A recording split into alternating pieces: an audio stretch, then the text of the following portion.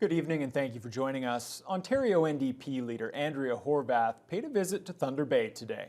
She spoke about healthcare needs in the north at the Lakehead Nurse Practitioner-led clinic on Archibald Street. This as the Ford government announced more than $750,000 in funding for that same clinic. Lee Noonan has more. I'm pleased that by visiting communities, it helps shake some money out of the government. That's a positive thing. The funding will allow the nurse practitioner-led clinic to hire 2 nurse practitioners, 2 support staff, and 2 receptionists, increasing their patient capacity by 1,600 up to 5,800. Also, presumably, shortening the long wait times for new patients. How long is the wait, for? Oh, 2 years. Oh, is that right? Yeah. Executive Director Pam Delgatti explains that clinics such as theirs serve an important role in providing primary care to patients who might otherwise not receive the care they need, which can increase the strain on the rest of the healthcare system. And when people don't have access to this, they go to somewhere like the emergency because they need their medication. And in doing so, it's tying up resources and it's preventing people that do need emergency services from getting it. So we have to make sure that this is something that is available for all people. Horwath was in the city to announce her party's plan to deal with a shortage of healthcare providers in Northern Ontario, which they will be putting forward next week. She also spoke about reforming the Northern Travel Grant, getting rid of salary caps for healthcare workers, and increasing efforts to hire and retain medical professionals in northern communities. Making sure that there's housing available, so housing that's adequate and appropriate for healthcare providers to be able to live in smaller communities, live in northern communities, live in rural communities, but also there are other pieces as well. Working with communities to ensure, for example, that there are employment opportunities for other members of family, particularly spouses. As we know, people are not going to relocate to a community that doesn't have educational standards in terms of the number and availability of schools for kids. Horwath also emphasized the importance of using resources already in place in Northern Ontario, including retaining healthcare professionals who are already in the region and increasing the number of spaces at the Northern Ontario School of Medicine. Without a solid plan, we're going to continue to see what we've seen for decades here in Northern Ontario, which is, as we've already talked about, lack of access, lack of health professionals across the spectrum, and people not getting the health care they deserve. Lee Noonan, TBT News. Well, the provincial government has also fulfilled another of Horwath's healthcare wishes, adding medical student spaces at a number of universities across the province, including at the Northern Ontario School of Medicine. We're talking about NOSM, the Northern Ontario School of Medicine, increasing the number of spaces there.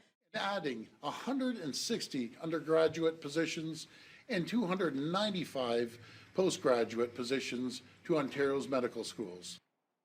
71 of the new med school and residency spaces announced by the provincial government are for NOSM. 30 are undergraduate seats, with another 41 positions for postgraduate students. NOSM Dean Dr. Sarita Verma is particularly excited about increases in medical residencies in Northern Ontario and how that will help alleviate the critical doctor shortage in the region. And so when they do their training and they stay here for those 2 years or 5 years, it's very likely they're going to lay down roots, but also because of the uniqueness and the award-winning curriculum that NOSM has, that we train people in community, right? They actually learn where they're going to practice. They like it and they stay. So we find that if you do your MD degree and you stay to your residency, almost 90% of our people stay. The increase will be phased in over 5 years. NOSM's new med school spaces will be divided almost evenly between the Thunder Bay and Sudbury campuses. The pandemic has exposed many shortcomings in Ontario's healthcare system. With more on the resources that the province is trying to bring online over the next number of years, here's Colin DeMello. With parts of the world dealing with a COVID-19 surge driven by a subvariant of Omicron, Ontario isn't expressing a lot of concern. We have been following the BA2 variant very closely. Dr. Moore is studying it. We expect that it may be the 50% of the cases that we have in Ontario within the next short period of time. And it's not causing many more hospitalizations or more intensive treatments. But the experience of other countries has led to new worries among those in healthcare who warn that workers simply cannot handle another wave. if we hit another variant and we do not have the conditions of work improved, which include wages, but also more full-time jobs, better benefits, then I can't see people running to be employed in this sector. The government has been trying to boost the number of healthcare workers before the next healthcare crisis, giving nurses a $5,000 retention bonus, announcing additional spots for would-be medical students in Ontario universities, and now promising that personal support workers will get a permanent raise. We've built up our healthcare system. We've built up our healthcare system to be able to handle an increase, and we've learned a tremendous amount over the last 2 years. The government will table legislation to give 158,000 PSWs a raise.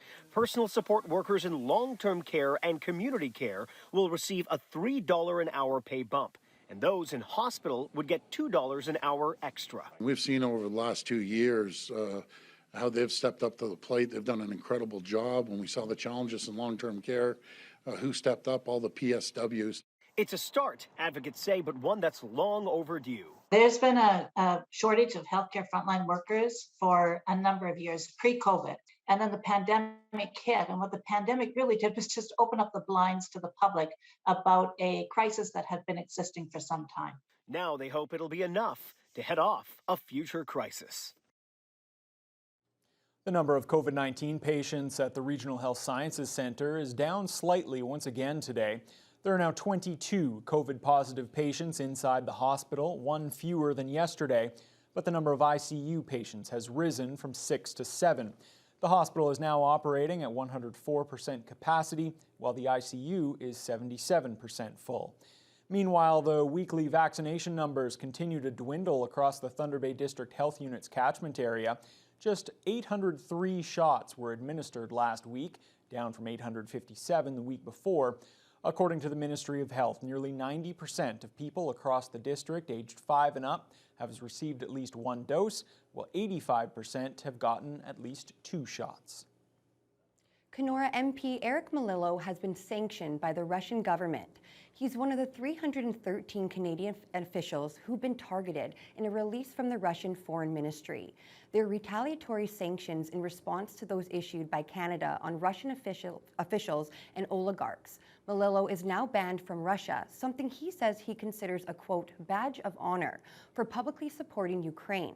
Other notable Canadian officials facing sanctions will include Prime Minister Justin Trudeau, Foreign Affairs Minister Melanie Joly, and Defense Minister Anita Anand. We'll have more on that later in the news hour. Well, meanwhile, here locally, outspoken Thunder Bay City Councillor Aldo Roberto will not be sanctioned after all for comments he made about an incident at a local homeless encampment last summer. City Council initially voted to implement the sanctions, but the ratification vote failed last night on a tie. Vasilios Bellows has more. Monday night's vote reversed a previous one from February that would have seen Councillor Roberto docked 5 days' pay, or just under $600. The issue centers around a comment that Roberto had made on Facebook after a truck had driven over a tent in the County Fair Plaza, an area frequented by people experiencing homelessness, where he hoped that it was the wind that blew over the tent. The Integrity Commission found that the comment made by the at-large councillor was an innocent explanation for the actions. The matter was settled on a 5-5 vote, though the 2 missing councillors voted against the sanction last time around. I feel really good because, the council finally decided that yes, it was appropriate. I didn't do anything wrong. I'm not being penalized. There's no suspension, and that's what it's about. I don't care if I get fined or anything like that. That means nothing. The whole point of the matter is I didn't do anything wrong. Council supports me on it, and I'm glad that it's been taken care of. The Integrity Commission's recommendation for a sanction against Roberto was backed by the fear his Facebook post could influence the ongoing police investigation. Councillor Shelby Chung, who did vote for the sanction, did not feel this to be true, but stressed that city councillors need to remember their influence when making comments. Contrary to how we feel sometimes, members of the public do listen. And you can say something as innocent as, I hope X cures COVID, but X might not be good for people to consume, and yet we put it out there in the universe because people assume we know more than we actually do. There was a second recommendation from the Integrity Commission that was approved on a 7-3 vote. to develop social media guidelines for counselors. Counselor Kristen Oliver supported the motion, believing it is important to put set social media rules in place. There's lots of things I would love to say, but we just have to be restrained and respectful of the process. We are city councilors. We don't have we don't really, it's not a wise choice for us to go on and say everything that we're thinking about without recognizing that it could have some sort of impacts. Administration will now be tasked with figuring out exactly what these social media guidelines would look like for city councilors. If they are approved, it is unsure exactly when councilors will have to begin adhering to them. Vasilios Bellows, TBT News. Also on last night's council agenda, the proposed multi-use indoor turf facility is still on pause, and administration is recommending that it stay that way, at least for now. That's because the city is still waiting on a funding decision from Infrastructure Canada that would cover about half the total cost of the nearly $44 million project. Administration is also recommending that the city not sink any more money into the project until the decision on the federal funding is made. City Manager Norm Gale understands that it's not the news that some on council or in the community really wanted to hear. This does lead to frustration. That this is a clearly iterated priority by City Council. We appreciate that people will be frustrated by continuing waiting, but we think the opportunity is significant and it's important. There's no timeline for that funding response from Infrastructure Canada. Well, time is running out to negotiate a deal between Ontario's 24 colleges and the union representing about 16,000 professors, instructors, counselors, and librarians. OPSU officials have sent an ultimatum to the colleges, threatening to walk off the job on Friday. Mitchell Ringos has more. After multiple declined offers, OPSU members have been under a work-to-rule job action for the last 3 months, hoping to pressure the College Employer Council to return to the table. Local OPSU President Rebecca Ward says since then the colleges have not reached out to negotiate, prompting the union to announce a full walkout starting on Friday, unless the council agrees to binding interest arbitration of the remaining issues. Ward believes if the colleges deny involving a neutral party now, it will just happen later after they walk off the job. If they force this, they construct a strike as they have been all along, and we end up on a picket line on the 18th, we will end up in interest arbitration in the end anyway.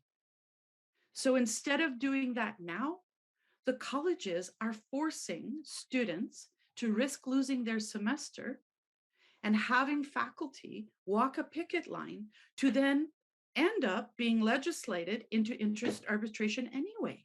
Suki President Ronnie Cassana says this is clearly not in the interest of the students.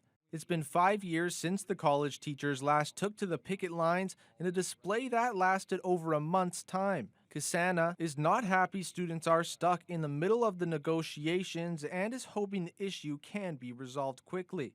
It's adversely affected the student body even in 2017 it caused a lot of financial issues to all our student body, and of course the quality of education also go down because of any labor dispute. In a response sent by Ontario colleges, they said OPSU's decision to call a strike by academic staff on March 18th is short-sighted and comes at the expense of students and the college system. But for now, it's just a waiting game until Friday to see if a deal can be met by the two parties. Mitchell Ringos, TBT News. Fort William Historical Park is hosting March Break Day camps once again, allowing locals to step back in time to the 1800s to experience history through the eyes of past generations. Like a tiny explosion happened. It is like a tiny explosion. That's exactly right. It's like a bomb fires something out of the front of the gun. I couldn't have said it better myself. It's the first March Break Day camp since the pandemic began. Participants can enjoy an array of fun and exciting events like outdoor games, crafts, while learning about the fur trade and traditional Indigenous activities. The March Break Day camp runs through Friday from 9 to 4. Park officials are also pleased to offer guided tours once again at one of North America's largest living history sites. Communications Officer Emily Carr is glad that on-site learning is back.